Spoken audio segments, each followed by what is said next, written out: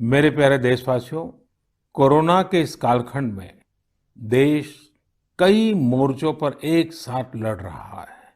लेकिन इसके साथ-साथ कई बार मन में ये भी सवाल आता रहा कि इतने लंबे समय तक घरों में रहने के कारण मेरे छोटे-छोटे बाल मित्रों का समय कैसे बीतता होगा?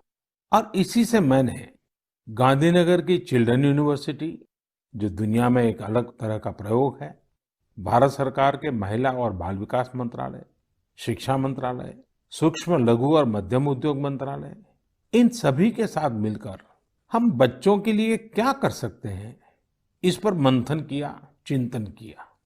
मेरे लिए ये बहुत सुखद था, लाभकारी भी था, क्योंकि एक प्रकार से ये मेरे लिए भी कुछ नया जानने का, नया सीखने का अवसर बन गया। साथियों, हमारे चिंतन का विषय था खिलौने और विशेषकर भारतीय खिलौने। हमने इस बात पर मंथन किया कि भारत के बच्चों को नए-नए टॉयज कैसे मिले, भारत टॉय प्रोडक्शन का बहुत बड़ा हब कैसे बने।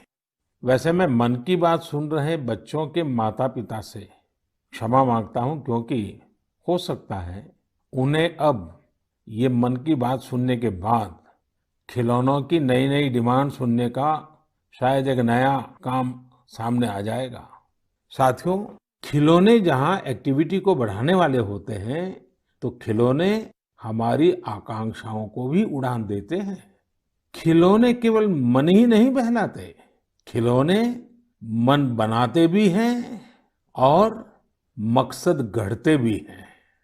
मैंने कहीं पढ़ा कि खिलौनों के संबंध में गुरुदेव रविंद्रनाथ टैगोर ने कहा था कि बेस्ट टॉय वो होता है जो इनकम्प्लीट हो, ऐसा खिलौना जो अधूरा हो और बच्चे मिलकर खेल-खेल में उसे पूरा करें। गुरुदेव टैगोर ने कहा था कि जब वो छोटे थे, तो खुद की कल्पना से घर में मिलने वाले सामानों से ही अपने दोस्तों के साथ अपने खिलौने और खेल बनाया करते थे। लेकिन एक दिन बचपन के उन मौज मस्ती भरे पलों में बड़ों का दखल हो गया। हुआ ये था कि उनका एक साथी एक बड़ा और सुंदर सा विदेशी खिलौना लेकर आ गया। खिलौनों को लेकर इतराते हुए अब सब साथी का ध्यान खेल से ज्यादा खिलौने पर रह गया। हर किसी के आकर्षण का केंद्र खेल नहीं रहा, खिलौना बन गया। जो बच्चा कल तक सबके साथ खेलता था, सबके साथ रहता था, घुल मिल जाता था, खेल में डूब जाता था, वो अब दूर रहने लगा। एक तरह से बाकी बच्चों से भेद का भाव उसके मन में बैठ गया। महंगे खिलौने में बनाने के लिए भी कुछ नहीं था, सीखने के लिए भी कुछ नहीं था। यानी कि एक आकर्षक खिलौने ने एक उत्कृष्ट बच्चे को कहीं दबा दिया, छिपा दिया, मुरझा दिया। इस खिलौने ने धन का, संपत्ति का, जरा बड़प्पन का प्रदर्शन कर लिया, लेकिन उस बच्चे की क्रिएटिव स्पिरिट को बढ़ने और संवरने से रोक दिया। खिलौना तो आ गया, पर खेल खत्म हो गया और बच्चे का खिलना भी खो गया। इसलिए गुरुदेव कहते थे कि खिलौने ऐसे होने चाहिए जो बच्चे के बचपन को बाहर लाएं, उसकी क्रिएटिविटी को सामने लाएं। बच्चों के जीवन के अलग-अलग पहलू पर खिलौनों का जो प्रभाव है, इस पर राष्ट्रीय शिक्षा नीति में भी बहुत ध्यान दिया गया है। खेल खेल में सीखना, खिलौने बनाना सीखना, खिलौने जहां बनते हैं वहां की विजिट करना, इन सबको करिकुलम का हिस्सा बनाया गया है। साथियों, हमारे देश में लोकल खिलौनों की बहुत समृद्ध परंपरा रही है। कई प्रतिभाशाली और कुशल कारीगर हैं जो अच्छे खिलौने बनाने में महारत रखते हैं। भारत के कुछ क्षेत्र टॉय क्लस्टर्स यानी खिलौने के केंद्र के रूप में भी विकसित हो रहे हैं। जैसे कर्नाटक के रामनगरम में चन्नापटना, आंध्र प्रदेश के कृष्णा में कोंडापल्ली, तमिलनाडु में तंजौर, असम में धुबरी, उत्तर प्रदेश का वाराणसी, कई ऐसे स्थान हैं, कई नाम गिना सकते हैं। आपको ये जानकर आश्चर्य होगा कि global toy industry 7 lakh crore रुपए से भी अधिक की है। 7 लाख करोड़ रुपयों का इतना बड़ा कारोबार, लेकिन भारत का हिस्सा उसमें बहुत कम है। अब आप सोचिए कि जिस राष्ट्र के पास इतनी विरासत हो, परंपरा हो, विविधता हो, युवा आबादी हो, क्या खिलौनों के बाजार में उसकी हिस्सेदारी इतनी कम होनी हमें अच्छा लगेगा क्या? जी नहीं, ये सुनने के बाद आपको भी अच्छा नहीं लगेगा। देखिए साथियों, टॉय इंडस्ट्री बहुत व्यापक है। गृह उद्योग हो, छोटे और लघु उद्योग हो, एमएसएमईज हो, इसके साथ साथ बड़े उद्योग और निजी उद्यमी भी इसके दायरे में आते हैं।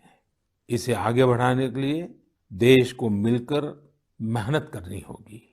अब जैसे आंध्र प्रदेश के विशाखापट्टनम में श्रीमान सीवी राजू है। उनके गांव के अति कोप्पका टॉयज एक समय में बहुत प्रचलित थे। इनकी खासियत ये थी कि खिलौने लकड़ी से बनते थे और दूसरी बात ये कि इन खिलौनों में आपको कहीं कोई एंगल या कोण नहीं मिलता था। ये खिलौने हर तरफ से राउंड होते थे, इसलिए बच्चों को चोट की भी गुंजाइश नहीं होती थी। सीवी राजू ने एतिकोप्पका टॉयज के लिए अब अपने गांव के कारीगरों के साथ मिलकर एक तरह से नया मूवमेंट शुरू कर दिया है। बेहतरीन क्वालिटी के एतिकोप्पका टॉयज बनाकर सीवी राजू ने स्थानीय खिलौनों की खोई हुई गरिमा को वापस ला दिया है। खिलौनों के साथ हम 2 चीजें कर सकते हैं। अपने गौरवशाली अतीत को अपने जीवन में फिर से उतार सकते हैं और अपने स्वर्णिम भविष्य को भी संवार सकते हैं। मैं अपने स्टार्टअप मित्रों को, हमारे नए उद्यमियों से कहता हूँ, टीम अप फॉर टॉयज। आइए मिलकर खिलौने बनाएं। अब सभी के लिए लोकल खिलौनों के लिए वोकल होने का समय है। आइए हम अपने युवाओं के लिए कुछ नए प्रकार के अच्छी क्वालिटी वाले खिलौने बनाते हैं। खिलौना वो हो जिसकी मौजूदगी में बचपन खिले भी, खिलखिलाए भी। हम ऐसे खिलौने बनाएं जो पर्यावरण के भी अनुकूल हो। साथियों, इसी तरह अब कंप्यूटर और स्मार्टफोन के इस जमाने में कंप्यूटर गेम्स का भी बहुत ट्रेंड है। ये गेम्स बच्चे भी खेलते हैं, बड़े भी खेलते हैं, लेकिन इनमें भी जितने गेम्स होते हैं उनकी थीम्स भी अधिकतर बाहर की ही होती है। हमारे देश में इतने आइडियाज हैं, इतने कंसेप्ट्स हैं, बहुत समृद्ध हमारा इतिहास रहा है कि हाँ, हम उन पर गेम्स बना सकते हैं।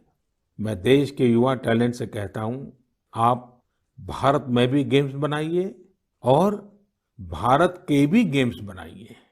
कहा भी जाता है, लेट द गेम्स बिगिन। तो चलो खेल शुरू करते हैं। साथियों, आत्मनिर्भर भारत अभियान में वर्चुअल गेम्स हो, टॉयज का सेक्टर हो, सबने बहुत महत्वपूर्ण भूमिका निभानी है और ये अवसर भी है। जब आज से 100 वर्ष पहले असहयोग आंदोलन शुरू हुआ तो गांधी जी ने लिखा था कि असहयोग आंदोलन देशवासियों में आत्मसम्मान और अपनी शक्ति का बोध कराने का एक प्रयास है। आज जब हम देश को आत्मनिर्भर बनाने का प्रयास कर रहे हैं तो हमें पूरे आत्मविश्वास के साथ आगे बढ़ना है। हर क्षेत्र में देश को आत्मनिर्भर बनाना है। असहयोग आंदोलन के रूप में जो बीज बोया गया था उसे अब आत्मनिर्भर भारत के वटवृक्ष में परिवर्तित करना हम सबका दायित्व है।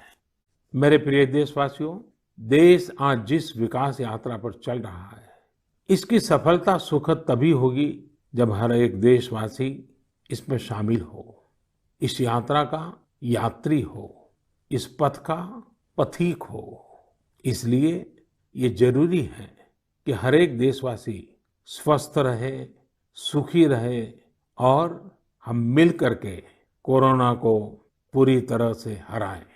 कोरोना तभी हारेगा जब आप सुरक्षित रहेंगे, जब आप 2 गज की दूरी, मास्क जरूरी, इस संकल्प का पूरी तरह से पालन करेंगे। आप सब स्वस्थ रहिए, सुखी रहिए। इन्हीं शुभकामनाओं के साथ अगली मन की बात में फिर मिलेंगे। बहुत बहुत धन्यवाद। नमस्कार।